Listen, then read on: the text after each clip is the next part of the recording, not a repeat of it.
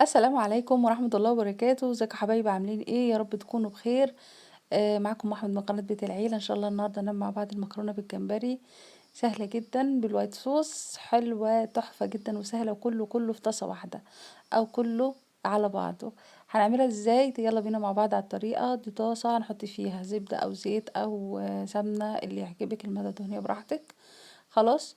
وهنحط بقى فصين توم مفرومين، مش هنكتر، فصين توم او 3. وهنحطهم كده نديهم تشويحة بس مش اكتر، الريحة بتاعتهم تطلع. لا هنحمرهم ولا اي حاجة. وهكون مجهزة عندي جمبري، انا عندي شوية جمبري صغيرين مش كتير. خلاص. بس ايه بصراحة طعمهم زي العسل. هحطهم كده وهديهم تشويحة لحد ما لونهم يلونوا معايا، وشوية فلفل اسمر كده عليهم، او رشة كمون كمان خفيفة، حاجات خفيفة، رشات خفيفة، فلفل او كمون اللي المستحب بالنسبة لك. هحط شوية فلفل. خلاص. دوب اديهم تقليبه كده يتشوحوا معايا ولونهم يلون. وهبتدي اوسع كده في النص، اكون مجهزه كوبايتين بتاع سوري معلقتين كبار دقيق. معلقتين كبار دقيق. هحطهم في النص واحمرهم. تمام، كأني بعمل بشاميل بالظبط. هعمل بشاميل كده كله على بعضه، والموجود وموجود الجمبري مش في لوحده. وهنزل بكوباية كبيرة، مج كبير اللي هو 1/4 كيلو ده شوربة، ومج كبير برضو لبن. خلاص، اللي هو المج 350 جرام. وحطيت تشكيلة جبنة موتزاريلا على شيدر.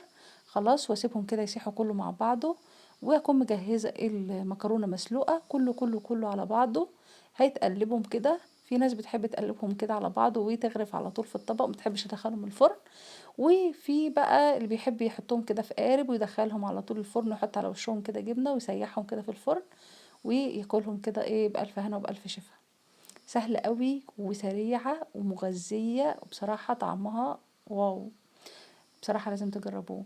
حطيت عليها بقى جبنة من فوق كده شيدر على موتزاريلا. وادخلها الفرن كده نص ساعة كده قبل ما كله يدخل في بعض ويسيح. لان كله طبعا مستوي، المكرونة طبعا بتبقى مستوية 3/4 سوا. وكله كده مع بعضه ما شاء الله بألف هنا وبألف شفا. جميلة جدا وتحفة. لأول مرة تشوفونا سبسكرايب لقناتنا ولايك وشير وفعلوا زر الجرس عشان يوصلكوا كل جديد، وانتظرونا في حلقة جديدة، والسلام عليكم ورحمة الله وبركاته.